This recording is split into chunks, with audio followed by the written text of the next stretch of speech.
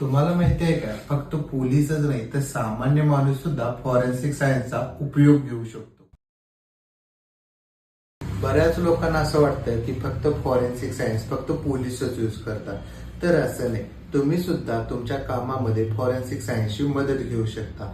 उदाहरणार्थ, तुमची सही खोटी झाली असेल, अंगठा खोटा झाला असेल, किंवा तुमच्याकडे काही डिजिटल पुरावे असतील जसं की ऑडिओ, व्हिडिओ, इमेज, स्क्रीनशॉट किंवा तुमच्याकडे असणारे व्हॉट्सअप चॅट, हे सर्व काही तुम्ही तपासून कोर्टामध्ये हजर करू शकता आणि यामध्ये तुम्ही फॉरेन्सिक तज्ञांची मदत घेऊ शकता. तुम्हाला एक आमचंच उदाहरण देतो, म्हणजे आमच्या दृष्टी फॉरेन्सिक लॅबचं. आमच्याकडे गडिंग्लज तालुक्यातील एक व्यक्ती आलेली होती आणि त्यांची गडिंग्लज कोर्टामध्ये केस चालू होती, ती म्हणजे डायव्होर्सची. त्या डायव्होर्स केसमध्ये त्यांच्याकडे काही ऑडिओ पुरावे व व्हॉट्सअप चॅट होतं.